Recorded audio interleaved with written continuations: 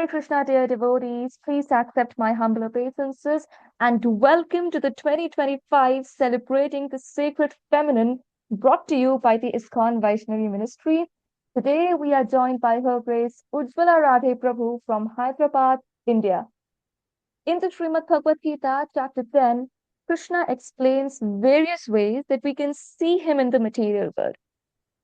In the Bhagavad Gita 10.34, Krishna specifically talks about the 7 divine feminine qualities.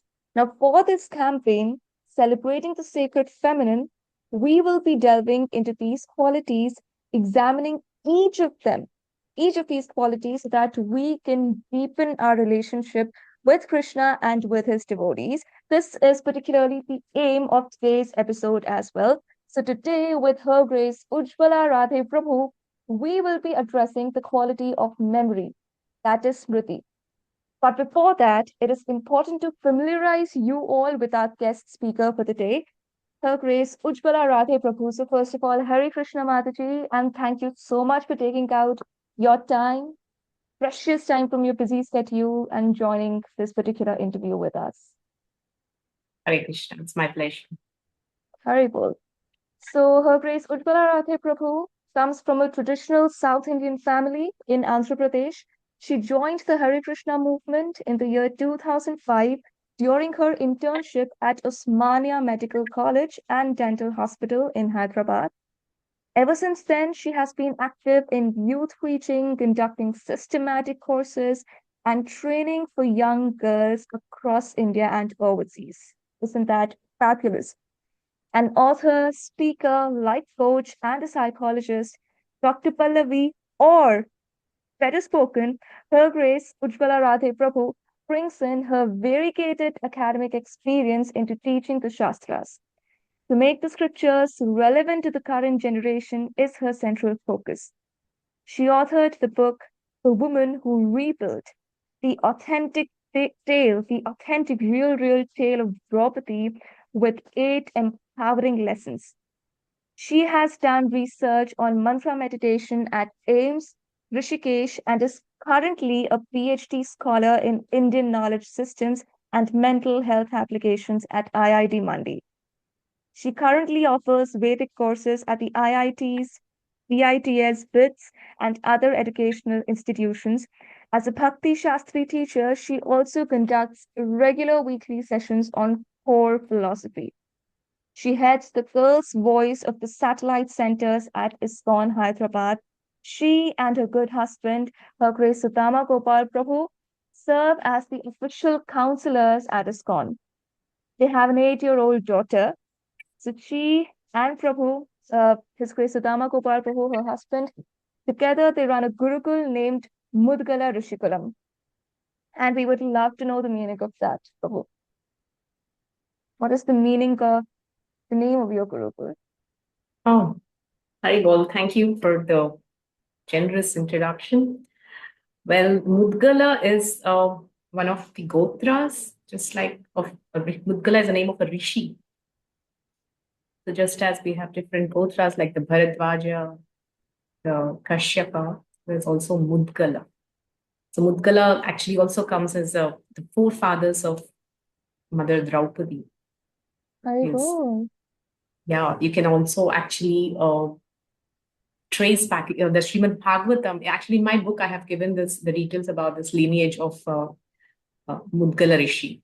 So in Srimad Bhagavatam, when we search the genealogy of Mudgala Rishi, we understand that he is actually the father of Ahalya, and was the grandfather of Shatananda, who is the family priest of Janak Maharaj, who is the father of Mother Sita.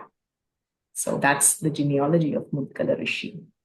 And his few generations down the line, it is Rishata and then Drupada Maharaj, who are born in the lineage, and to Drupada Maharaj is born Draupadi from the sacrificial arena. So that's the genealogy of Mudgala Rishi. So it's a very glorious lineage that you've named the Gurukul after. Certainly. So it's beautiful to know. Prabhu.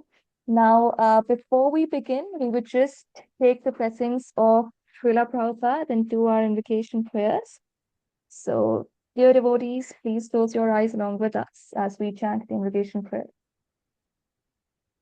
Nama Om Vishnu Padaya Krishna Pristhaya Bhutale Shrimate Bhakti Vedanta Swaminiti Namine Namaste Saraswati Deve Gauravani Pracharine Nirvishesha Shunyavadi Paschatya Deshatarine Jai Shri Krishna Chaitanya Prabhu Nityananda Shri Advaita Gadadhara Shrivas Adi Gaura Bhakti Vrinda Hare Krishna Krishna Krishna Hare Hare Hare Rama Rama Rama Hare Hare. Srila Prabhupada ki jai. So let's begin this very beautiful and fascinating episode. I'm sure this is exactly what the audience is going to say by the end of this episode, because we have a personality like you over here, Prabhu. And with the blessings of our acharyas, I'll just ask you this first basic question. So, because in this episode of celebrating the sacred feminine, we are talking about memory or smriti. How do you see memory or smriti? Because you're also a psychologist, a life coach. How do you see memory, smriti, especially in the context of the verse 10.34? If you could shed some light on that and give us your insights on the entire concept of memory as you see it and as they're presented in the Shastras. Great. Yes. So, firstly, this is a very beautiful verse that comes in the 10th chapter of the Bhagavad Gita, where Lord Krishna is saying that Kirti Shri Vakcha Narinam Smritir Medha Dhriti Kshama. So, in women, I am, Kirti, the fame, Shri, opulence, Vak, the fine speech, Smritir, the memory, Medha, the intellect, Thriti, steadfastness, and Kshama, the forgiveness. These are the great feminine qualities. And Lord Krishna is saying these qualities are me. They're my opulences. So getting the context, the 10th chapter speaks about, where Krishna is declaring that Aham Sarvasya Prabhu Matta Sarvam Pravartate, that I am present everywhere. Yeah, I'm all pervading. Yeah, and Lord Krishna is saying, Iti Matva Bhajantema. Knowing this, O Arjuna, you should approach me. And this is how you worship me. Buddha Bhava Samanvita, with a good integration and harmony and a good blend of intelligence and emotion. Buddha and Bhava. So this is the context of the 10th chapter where Lord Krishna is revealing to Arjuna about the way to approach him. Yeah. And then he's explaining about, his all-pervading nature. So few verses down the line, Arjuna requests Lord Krishna, that I'm so excited to hear this. Please explain in detail. How do I understand that you are all-pervading, that you are present within everything? Yeah. So as an elaboration of this, Lord Krishna speaks beautiful verses about how he is, the best of everything. Yeah. Like of the rivers, I'm Ganges. Of the mountains, I'm Himalayas. Of the yajnas, I am Japa. Yes. Of the Pandavas, I am Partha. Yeah. Of the Vrishnis, I am Vasudeva. Yes. And he's, speaking of the horses, I'm Uchchaishrava. Yeah. Of the elephants, I'm Airavata. Of the rishis, I'm Bhrigu. So on and so forth. He says all the best things that you're seeing in this world, those vibhutis are me. It's just a spark of my splendor. Yeah. So that's how he concludes the 10th chapter, in fact. Yeah. Yad yad vibhuti mat sattvam Shrimat Uchitameva Tat Tat Evavagachatvam Mama Tejomsha Sambhavam. Mama Tejomsha Sambhavam. That is, all these appearances that you're seeing are but a minute spark of my splendor. Yes. So this is what Lord Krishna is telling Arjuna. And I guess that's in that context how I see smriti or memory. In our daily life, we come across different people with great memories. Yes. And they are performing such wonderful, intellectual feats. Yeah. And it's a sign of good mental health as well. Yeah. So in psychology, actually, memory is defined as the ability to recollect information. Yeah. To perceive, to process of encoding, then storing and recalling information together. This entire process is called memory. And it's like classified into many types.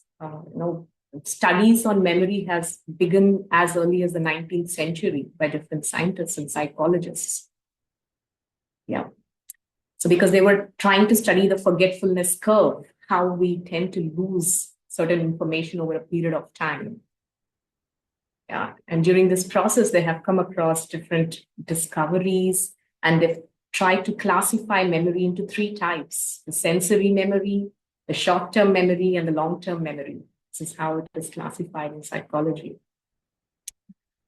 And of late, even the researchers are studying memory in different branches of knowledge, like the cognitive psychology, the neuroscientists, and the clinical psychologists. Clinical psychologists especially study memory disorders, like why some people start losing memories in situations like dementia and Alzheimer's. These are serious aspects or mental disorders where memory is lost. So these are the various aspects of psychology, how memory is approached as a study in itself. A lot of research is done in this field, and our own Indian knowledge systems have a very interesting dimension to this understanding of memory. So Ayurveda explains memory or smriti as one of the aspects of pragya. Interestingly, as per Ayurveda, there are three causes of any disease. One cause is seasonal changes, parinama it is called. Another cause is when there is no harmonious union of the sense and sense objects. That's another reason. The third reason is called prajna aparadas. Yeah. It's a defective judgment or judgmental errors. And this is caused because of intellectual fallacies. So this prajna has three components, which is dhi, dhriti, and smriti. So dhi is more like your the intelligence, dhriti is self-regulation, and smriti is memory. So smriti, when it is lost, it's not just some kind of a loss of memory, as in you see during aging, etc. Sometimes there is a loss of connection to important components of the memory when a person is overcome by negativity. Yeah. So this is very interesting because this is called Smriti Bhramsha or Smriti Vibhramsa. We come across this word even in Bhagavad Gita. Yeah. So when a person is predominated by rajas and tamas, especially when rajas is predominated in a person, rajoguna, it causes what is called moha. So because of this moha, you lose access to important components of your memory. So moha causes smriti vibhramsa. That is why, we have this beautiful verse in Bhagavad Gita, right? Smriti bhramshat buddhinasho pranashyati. Yeah. Krodhat bhavati sammohat smriti vibhramaha. Smriti bhramshat buddhinasho pranashyati. So, by becoming overwhelmed by anger and lust, yeah, it causes illusion. And that illusion or moha causes smriti bhramsha. That is, you lose access to your memory storage. How do we understand this? So let's say you have heard some good components of scriptures or good words or morals, ethics, how to live life, how to be a good human. This is all stored in the memory, especially the long-term memory. But when you're overwhelmed by stress or rajoguna, or mode of passion, so you get covered over, and you will be unable to retrieve the stored information from the long-term memory. So because of which we make poor judgments, we make bad decisions. Yeah. So, and because of making bad decisions, we get into complications. Yeah, so this is how memory works. I'll give you a small example from Ramayana to understand this. So in Ramayana, we have both Vibhishana and the other brother of Ravana, who is Kumbhakarna. So this was a time when Hanumanji has actually come to Lanka. He burned the entire Lanka, and he went back. And then Ravana actually got the signal that there is a threat and we need to prepare for it. And he started speaking to different people. So when Vibhishana voiced his opinion, he said, "Oh, my dear brother, don't you see how powerful is Ram? And don't you see that Sita is the goddess of fortune? You're digging your own grave. I say that the solution is just go and hand over Sita back to Ram. In this way, you're going to save yourself and this entire Ravana, the Lankan clan. If not, we're all going to perish." So this is the advice Vibhishan gives Ravana. So Ravana also consults Kumbhakarna. So Kumbhakarna, interestingly, says he also is aware of the power of Ram, and he is also aware that Sita is the goddess of fortune. And he's also aware that what Ravana did was not the right thing. He actually tells his brother, "You shouldn't have kidnapped her." And interestingly, after that, he says, "But my dear brother, because you're my brother, I will support you." You see the difference? Both Vibhishana and Kumbhakarna both had the knowledge.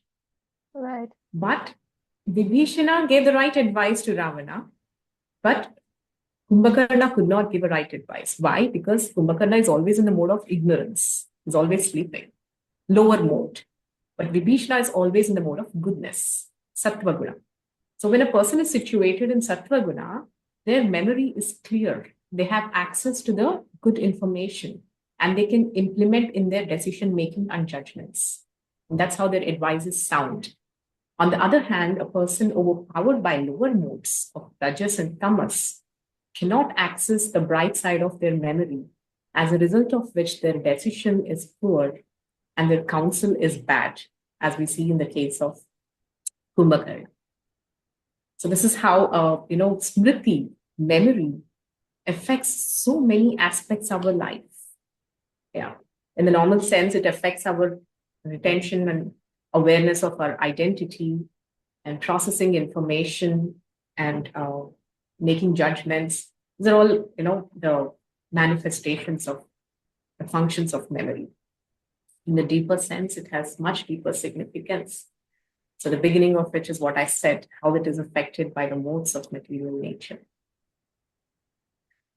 And since you've also asked about the context of this particular shloka, where Lord Krishna is saying, in women, I am memory. Yeah, I am the memory. So, okay, are there any gender differences related to memory? So interestingly, there are researchers which support the fact that women do have greater memories than men, especially in some aspects. Like there are some researchers which support that women score higher than men, especially in aspects of verbal memory, that is memory related to words. Women have higher scores than men in repeated researches, not just one researchers at one point of time. This has been, doing a meta-analysis, that is, same research has been found in many places as well. In terms of verbal memory, women are higher than men, and even autobiographical memory, that is a power to recall different incidents of life. Women have always higher scores than men. They have a greater verbal memory, autobiographical memory, and also auditory memory. They can recall better what they have heard. Of course, yes, there are also amazing examples of women who actually have manifested or presented great memory powers. One such lady is actually from Hyderabad, the place where I come from. Recently, in the last year, actually, there are world championships about memory games and people who score really high on memory.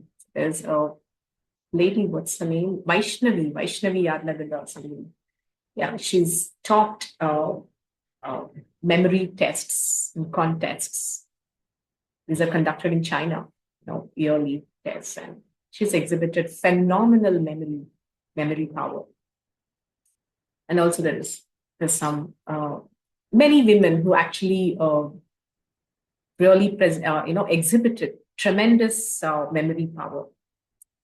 And of course, the complete picture is also men do have a dimension of memory that is like greater than women. The studies have shown that they have greater visual memory, and they can retain visions of which are non-verbal and which are signs. They retain those pictures and facts for a longer time than women. So this is the complete study, the complete picture of how memory works with respect to gender. Yeah, but unequivocally, there is a consensus that in women, the verbal memory and autobiographical memory is much more compared to men. So the Shastric statement is also supported by the scientific research. That was a comprehensive explanation. I learned so much. Um, I mean, Prabhu, I was just taking down notes of what you were saying, and what what I particularly connected with, of course, I was about to ask you that how will you want to comment on the fact that memory has been projected as a divine feminine quality in the Srimad Bhagavad Gita, which you just did. Also, when you said that the modes of nature, the three modes of nature, they have a very important role to play when it comes to memory, Smriti Brahms or Smriti Viprams. I think is that also the reason why people, when we see them in lust, or maybe when they are too angry, or maybe when they're taking intoxicants like drugs or anything, they have very, very poor access to memory, not just when they are in that zone, but also when they're out of it. Gradually, the memory deteriorates. What's the last part of what you've said? Yes, am I audible? Yep, you're audible. Yes. So I was saying that people who are too much, who've kind of drowned in the modes of passion and ignorance, both who are taking intoxicants or who are in too much lust, maybe at that point in time when they're in that intoxication, of course, they cannot access their memory. But even after that, their memory deteriorates gradually. So I think there's not just science operating behind this, as you explained, there's also the three modes of nature, that entire Indian knowledge system aspect of it operating behind this. The other side of this comes from this question as to, if I was to strengthen my memory, or if anyone was to strengthen their memory, how could they do this? Of course, I have many more questions, but since you explained Smriti Brahms and Smriti Viprams, how do we ensure the opposite of it? Okay, that's a good question, Especially for Yashika. Vaishnavis. Yes, that's a very good question. And yes, memory has a very, very important role to play in our academics, and not just academics, the whole Janma Safalya. Yeah, the perfection of one's life, as stated by Srimad Bhagavatam, is Antya Narayana Smriti, to remember Lord Narayana at the time of death. Yeah, that's a very perfection of human life. So as we've asked, what can we do to actually improve or enhance our memory?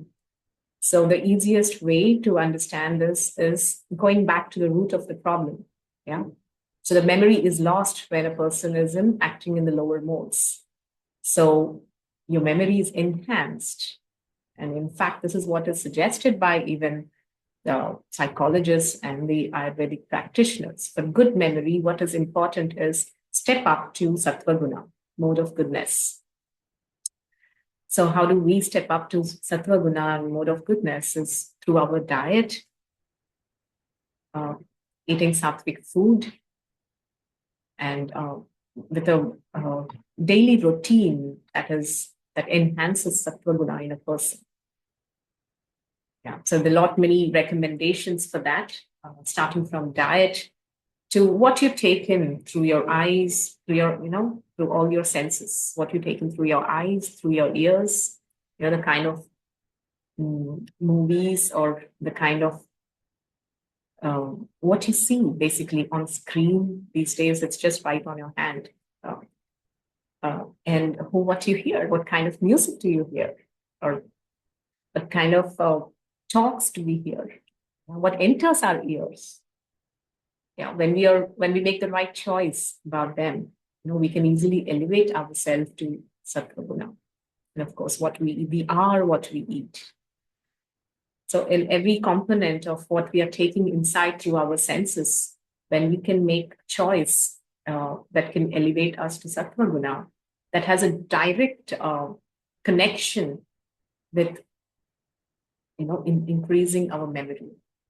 And also researchers have shown that yoga, practicing yoga on a daily basis, also doing the pranayams, where there is purification of the nadis, can stimulate the different systems. And especially just as Sattva Guna is, a person as per Ayurveda is classified into Vata, Pitta, and Kapha. These are the three humors, right?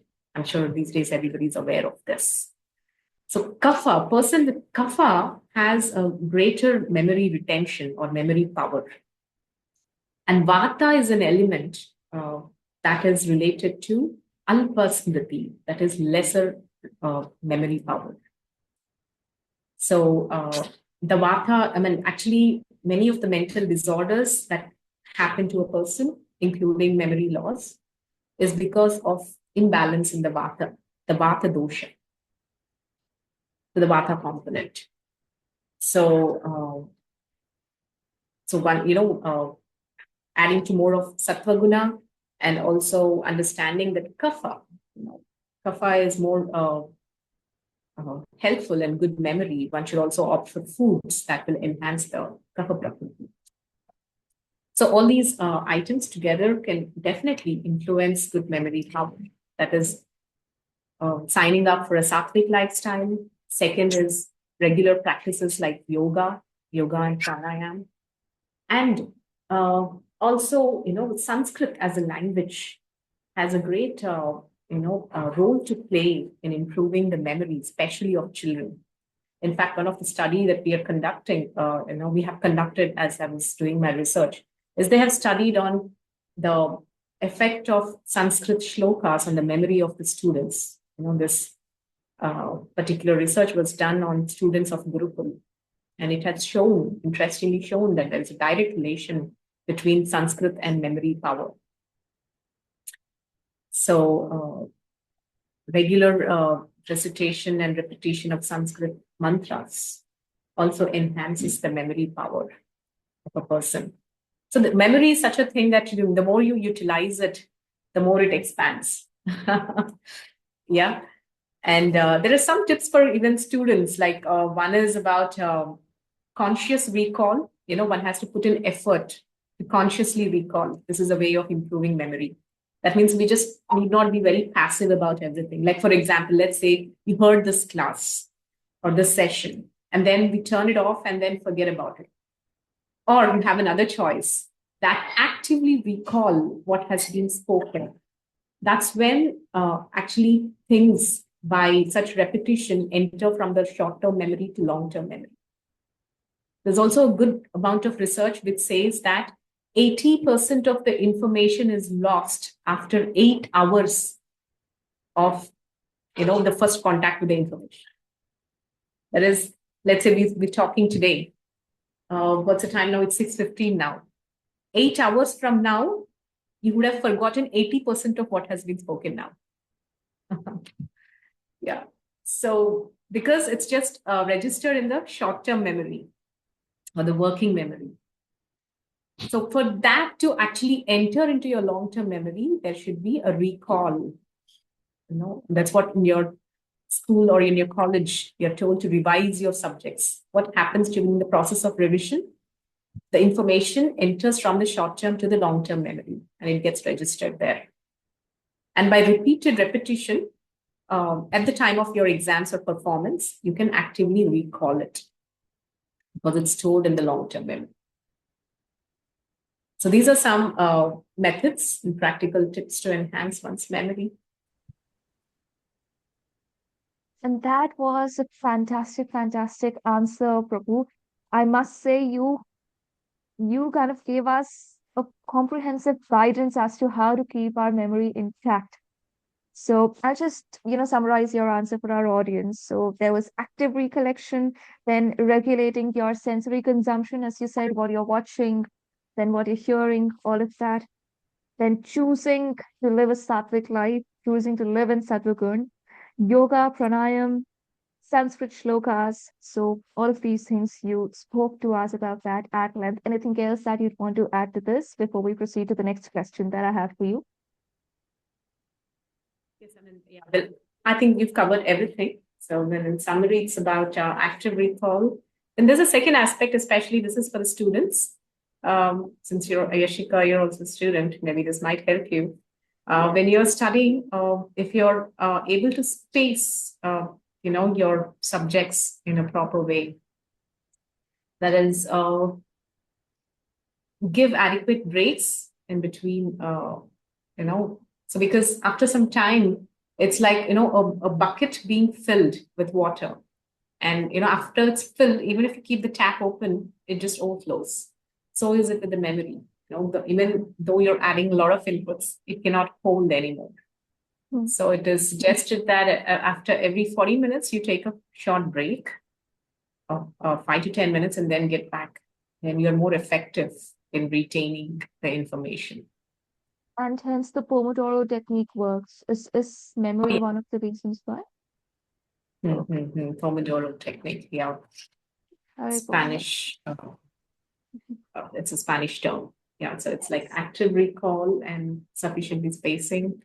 And then the healthy lifestyle, which I just spoke about, that's Sattva-guna. And also one more interesting thing is healthy mental status. When you're affected by stress and anxiety, the memory power goes down a lot. So, a good mental health contributes to good memory power. So these are the components that helps in enhancing one's power of memory. And I'm assuming that the sattvic lifestyle also supports a healthy mental health. It's very much interrelated. Yes. Beautiful, Jai. Hari. So with that, I'd like to proceed. Although this is one aspect, we can just keep discussing this. But considering that we need to cover different aspects of memory within a short span of time, let's proceed to the next question, Prabhu. Are we ready for it? So, Prabhu, since you spoke about the fact that bad memory leads to bad decisions, right? So, Smriti Bhrams, it leads to bad decisions, and that is what creates a mess for everyone. Now, also you spoke about the gender aspect of memory, that women are very good when it comes to verbal memory, autobiographical memory, auditory memory. And research shows that women are better at all of these aspects of memory than men. So when women have such great memory and such great recollection capacity, recall capacity, um, why are women not provided certain decision-making powers in their own families, maybe, or decision-making roles? How can we kind of understand this? What is your take on this? All right. Yeah. So this is a sensitive question, and then I do not think perhaps there is a universal rule to this. By nature, women have a a psychophysical nature that is meant for giving warmth and love, affection, and nurturing relationships around her. And certainly, she is a big time decision maker in the family. I mean, it depends on how you want to define decision making. Like, for example, uh, she's in charge in a typical household. She's in charge of the diet of the family. That's a great decision to be made. It's the health of the entire family is in her hands. Yeah. So because you're talking about the traditional roles that are played by women, I'm talking about the kitchen. Yeah. And one of the reasons that the Indian families are financially really stable is because of the kind of planning the woman makes in terms of Right. saving, in terms of expenditure, in terms of budgeting. Our financial minister is none other than our, yeah. So, I mean, the chief financial minister being goddess Lakshmi, yeah, in the goddess of education is Mother Saraswati. And certainly they're big time decision makers. Yeah, and recently the Nirmala Sitaraman, which is our finance minister, the budget is out. And I'm sure she's made some very high level decisions. So women are given the roles and responsibilities, and they did shine forth in those roles. Yeah, be it a family, or be it in terms of our own government, or be Hmm. it in terms of the universal governance. They all The were, I mean, they times were are always changing given high that. posts. Yeah, yeah. Beautiful.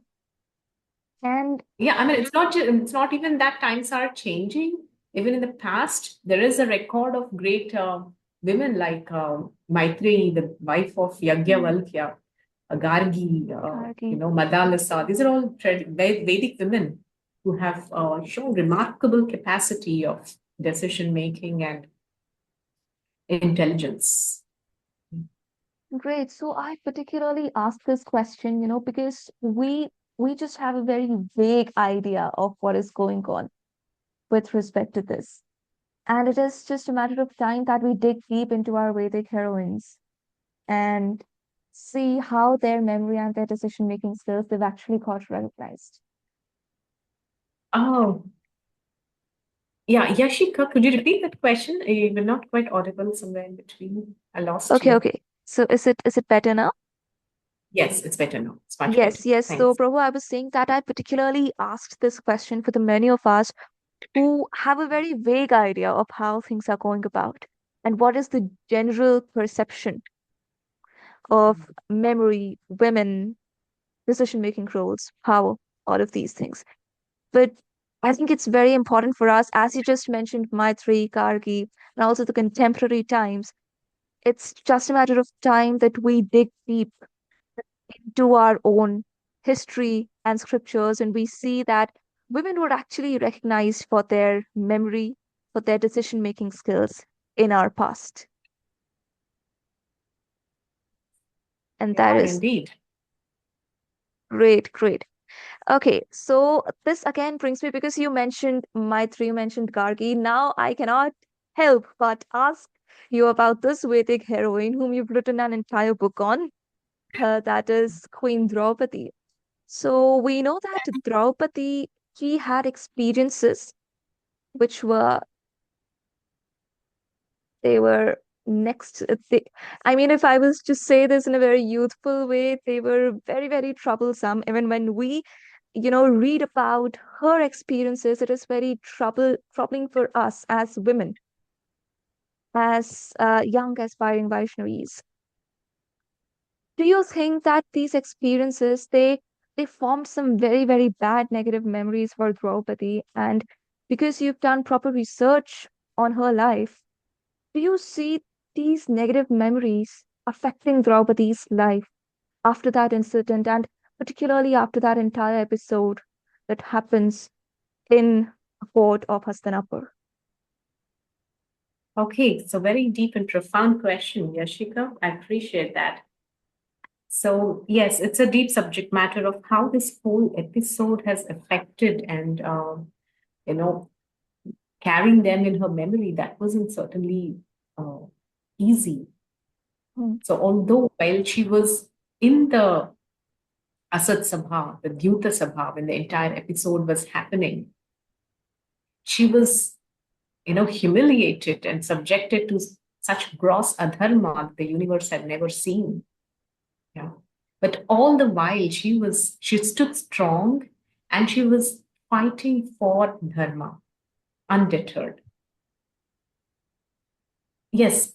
And after this particular episode of what has happened in the Dyuta Sabha, the Pandavas, along with Draupadi, were sent on an exile for 13 years. So when they were exiled, first place they reach is a forest called Kamyavan. So at this place called Kamyavan, uh, her own relatives and brother from Panchal Desh, Drishtadyumna, and the rest, they come to visit her. And along with them, from the Yadava dynasty, Lord Krishna himself comes to console the Pandavas for what has happened. So at that time, actually, Draupadi walks to Lord Krishna. Yeah. And she shows a very, very exemplary way of approaching Lord Krishna at that time. She was in such deep pain, yeah, such anguish. And until now, she has not expressed it anywhere. She has just taken it all silently. And even with Mother Kunti, she just takes her blessings and she just walks out of the kingdom of Hastinapur. But when she comes face to face, first with Drishtadyumna, her tears start flowing out of her eyes. But when she sees Lord Krishna, she couldn't control her emotions, and she, all these negative episode that has happened, which was stored up in her mind, she just exploded when she literally expressed everything without filters to Lord Krishna, but the right way. First, as soon as she saw Lord Krishna, first she glorifies Lord Krishna, even in that kind of immense pain.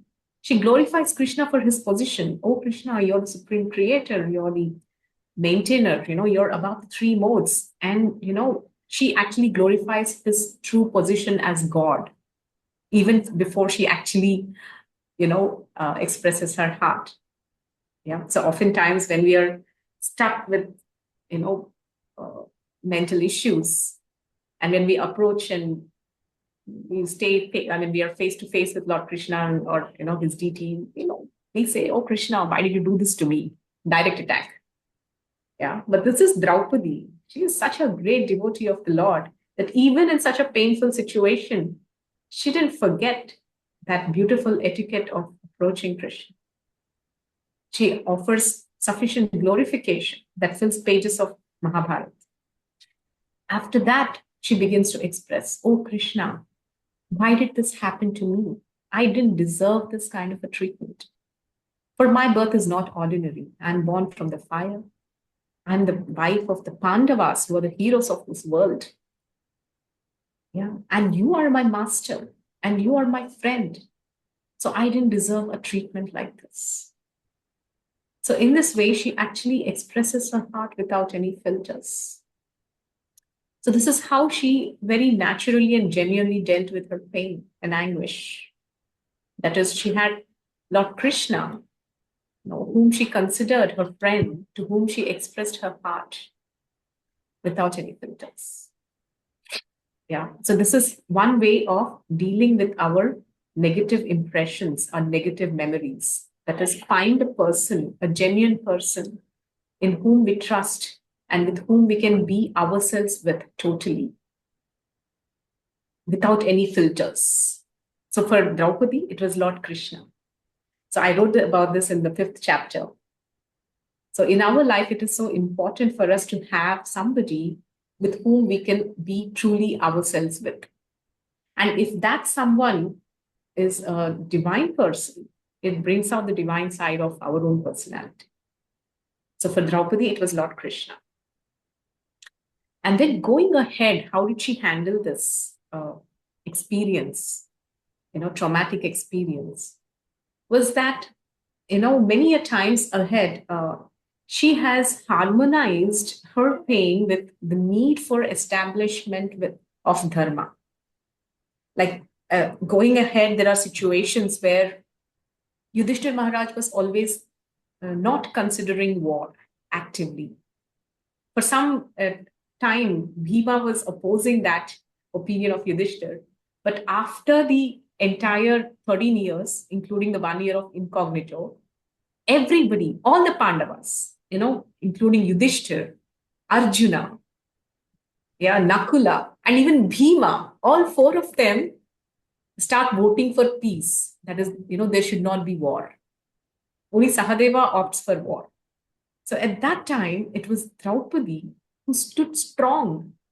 And she tells Krishna, "Oh Lord Krishna, if all the Pandavas decline to fight, me, along with my father Drupada Maharaj, and my son Abhimanyu, and the 5 sons of mine, we will go and we will fight against the Kauravas."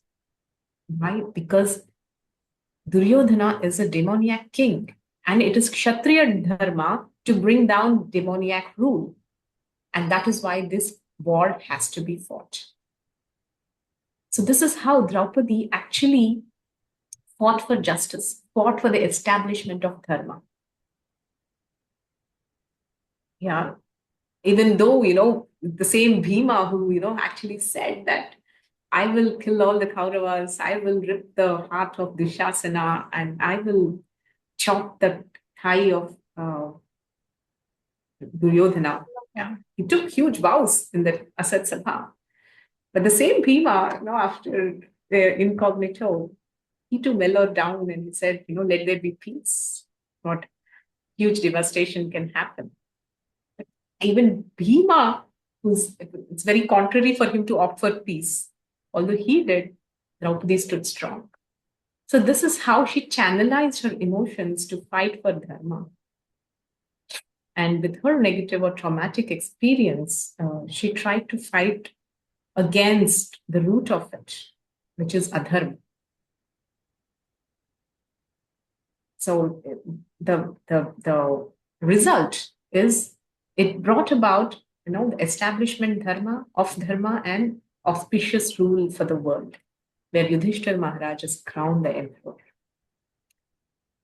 So this is in brief how Draupadi has how her negative experiences have been converted or translated into a positive fight against the adharmic rule of the time. Hope this could shed some light on your question, Yashika. That is so powerful, bro. I was about to ask another question, but you answered that question as well in this answer itself. So I believe that dharma, after listening to your answer, it is very, very clear that dharma was not just the goal of the Pandavas, it was also the goal for the queen, especially Draupadi, because she had that one goal, she was untethered towards it, as you said. And in psychology, we find this idea of catharsis. So she had her catharsis in front of Krishna, and that is where she gained strength from. And till date, if we as aspiring devotees, we have our catharsis in front of Krishna's deity, we get strength from there. Certainly. So that's the right word you use. It's called psychic catharsis, where, yes, the negative emotions are released, and it's important. This is very important for every person, especially women. Sometimes they just go into the shell, they're just into a cocoon, and just a mask they put on, and it's a lot of internal pain they accumulate over days, months, or sometimes years. And this has to be ventilated in the right situation with the right person. And while answering this particular question, you also gave all of us a very practical solution to deal with our traumatic memories or our negative memories, and that is to find a confidant, to find a person whom we can open up to. So yes, that was a And beautiful. Yes, Prabhu, yeah, yes. so I will just end with this. And this person should have two qualifications. That person should be your genuine well-wisher, and that person should also have the capacity to guide you. So with such a person, when you're opening up, you can certainly expect a good result. So oftentimes we express our pain, but perhaps not with the right person. All right. Yeah. Right. So with that, Prabhu, there are so many more questions, so many more discussions, but definitely we have less time. I wish Krishna yes. expanded himself because Krishna is time. And I wish we had more time, but we'll have to ask you to give our audience the final message that you want with respect to today's session or anything that you want to say as we end this session for our audience. Yes. So I mean, my message, perhaps I would just repeat the words of Lord Krishna and Srila Prabhupada in the context of the 10th chapter, that this opulences, these feminine opulences, which are non-different from Krishna, when we can utilize them in the service of Krishna, this can bring about such fulfillment to our heart, to our lives. And this can tremendously help us reconnect to our source and lead a life of meaning, substance, and fulfillment. So let us all together try to live the words and the message of Bhagavad Gita and Srimad Bhagavatam, following the footsteps of our Acharya, Srila Prabhupada. Thank you very much, Yashika. Thank you very much, Prabhu. It was definitely an honor to host you on this episode of Celebrating the Sacred Feminine. I particularly know that you have a very busy schedule, and yet you agreed to be there on this interview, and you gave us such insights, starting from the all-pervading nature that Krishna talks about, starting from an overview of the 10th chapter, and ending with such a beautiful message of living the instructions of the Bhagavad Gita together, and giving us practical solutions all through, be it for catharsis, for releasing our traumatic experience, or enhancing our memory as students or as aspiring devotees, practicing devotees. Thank you so much once again, Prabhu. It was a beautiful session by the mercy of Srila Prabhupada and by the mercy of Krishna. Definitely, we look forward to hosting you again and again and again. And to all the people who've been watching us up until now, thank you so much for sticking around till now. If you're here, you must have learned a lot. So please share what you have learned and your own insights from this session in the comments below. Don't forget to subscribe to the YouTube channel of the ISKCON Vaishnavi Ministry and follow the social media pages of the ISKCON Vaishnavi Ministry to stay updated about this entire campaign of celebrating the sacred feminine. Thank you so much, Prabhu. Thank you so much, dear devotees. Hare Krishna. Hare Krishna. Please accept my humble obeisances. All glories to Srila Prabhupada. Thank you very much. Hare Krishna,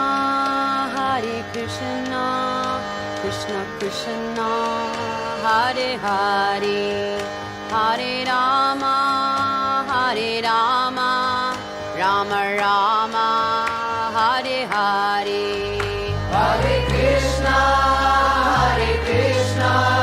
Krishna Krishna.